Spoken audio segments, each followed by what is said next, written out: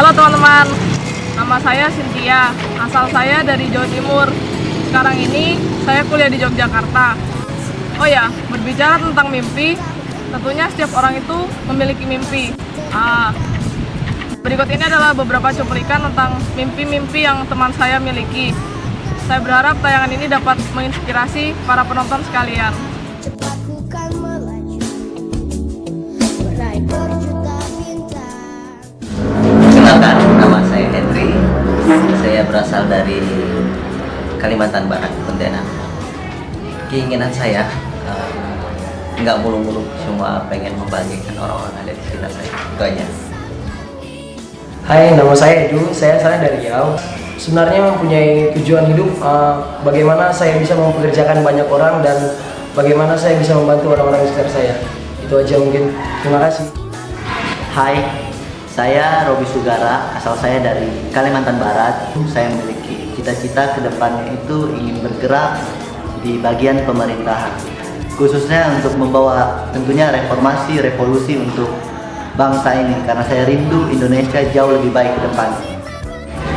Halo, nama saya Janet, asal saya dari Lampung. Mimpi saya ke depan, saya harus bisa menjadi orang yang baik. Saya bisa menjalankan setiap apa yang saya mau dan saya bisa menyenangkan orang tua saya.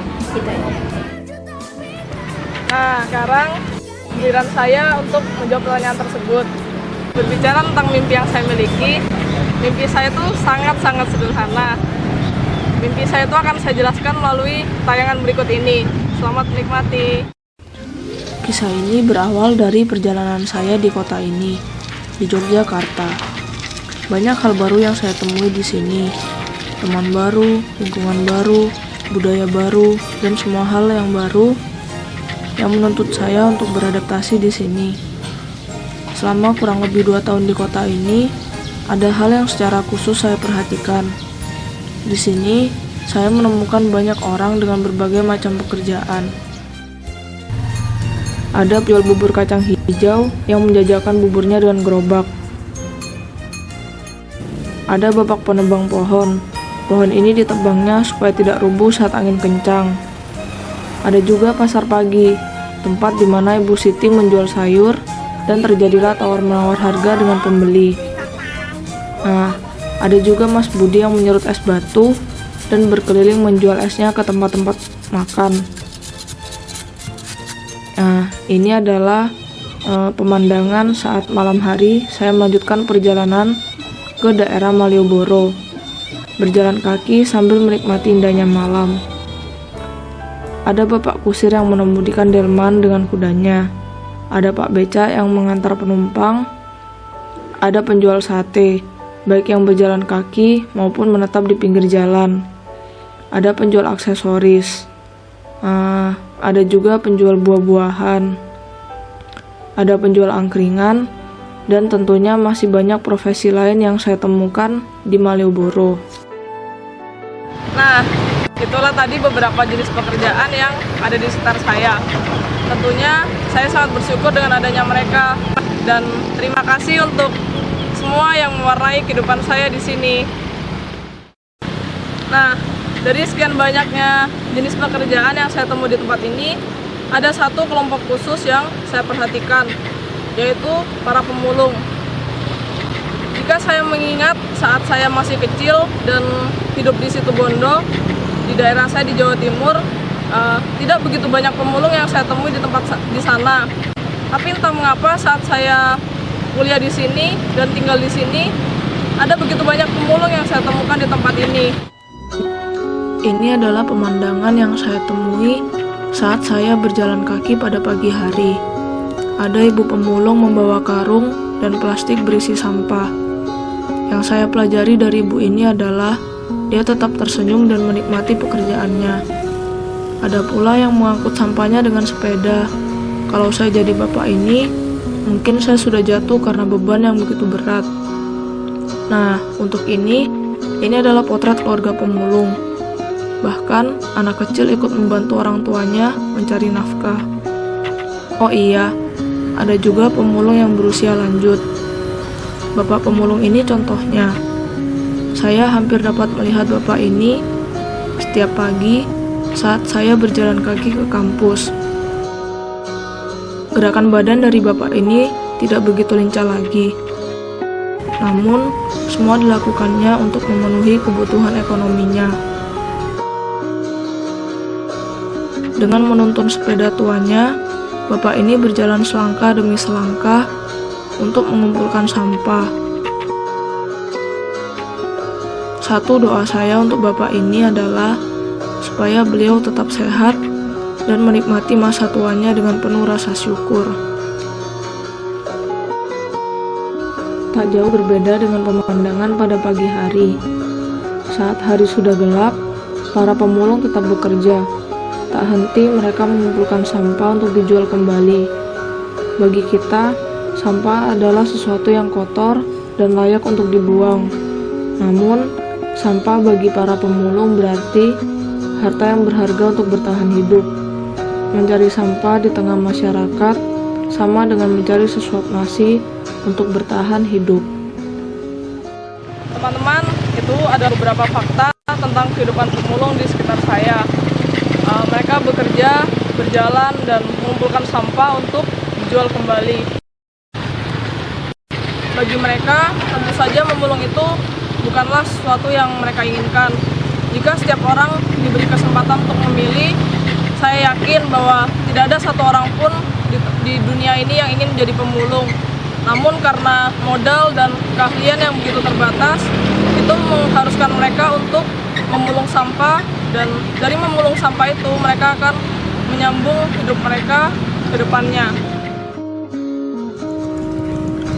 Saat di lain waktu saya berjalan kaki, tanpa sengaja saya bertemu dengan seorang pemulung. Untung saja saat itu saya sedang membawa kamera. Saya mengikuti kemana bapak ini pergi sambil menuntun sepeda tuanya. Bertemu dengan bapak ini, saya jadi teringat dengan kakek saya. Jika dibandingkan, usia mereka tidak jauh berbeda, sekitar 70 tahunan. Tapi keadaan mereka sungguh-sungguh berbeda. Bapak ini masih saja membanting tulang untuk mengumpulkan sampah dan mencari sesuap nasi. Namun kakek saya begitu bahagia menikmati masa tuanya dengan berkumpul bersama cucu-cucunya. Ternyata jalan yang bapak pemulung tadi lalui ini menuju suatu tempat penampungan sampah. Di sini banyak tumpukan karung berisi sampah. Ada juga kertas bekas yang sudah disusun rapi serta diikat dan siap untuk dijual. Ada banyak botol plastik bekas minuman. Ada ember serta pot yang sudah rusak. Ada botol kaca dan berbagai sampah yang lain. Botol plastik bersih dijual dengan harga Rp4.500 per kilo. Kertas seharga Rp600 per kilo. Kardus seharga Rp1.200 per kilo. Ember serta plastik bekas dijual dengan harga Rp700 per kilo. Kemudian saya bertanya kepada beberapa pemulung, berapa pendapatan mereka per harinya. Mereka menjawab bahwa pendapatan per hari berkisar sekitar Rp20.000.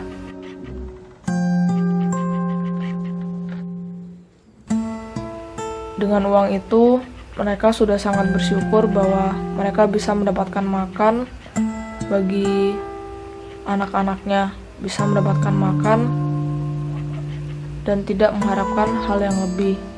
Saya bersyukur bahwa pemulung di tempat ini tetap menikmati hari-harinya dengan penuh rasa syukur dan mewarnai hari-harinya dengan senyuman. Menurut saya, hidup ini sangat singkat. Namun, singkatnya hidup ini akan sangat berarti jika kita dapat memberikan sesuatu bagi orang lain. Pemberian itu mungkin bukanlah sesuatu yang besar, bukan pula sesuatu yang akan diingat sepanjang masa. Bagi saya, pemberian itu dimulai dari hal yang kecil dan sederhana, yaitu memberikan senyuman terbaik kita dengan penuh rasa tulus bagi orang-orang di sekitar kita.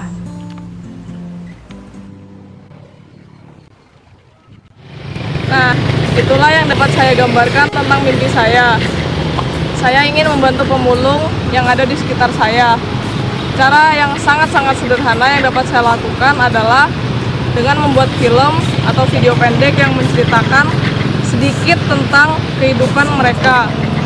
Kedepan ini saya sungguh-sungguh berharap bahwa tayangan yang saya buat ini dapat membantu mengingatkan kita kembali bahwa kita diciptakan sebagai manusia yang saling peduli dan hidup berdampingan serta tolong-menolong satu dan yang lainnya. Saya ingin belajar lebih lagi tentang mengedit film serta bagaimana cara untuk membuat film yang lebih menarik lagi. Saya berharap dengan apa yang menjadi harapan saya ini, banyak orang-orang lain yang dapat saya tolong, terutama bagi mereka yang terpinggirkan, seperti pengamen, pengemis, anak jalanan, serta anak-anak yang putus sekolah.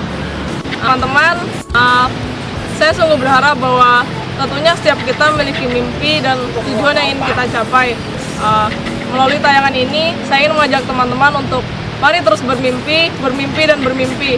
Saya yakin saat kita memiliki mimpi tersebut dan mendoakannya, serta berusaha melakukannya, kita sama-sama akan bisa meraih mimpi tersebut. Semangat!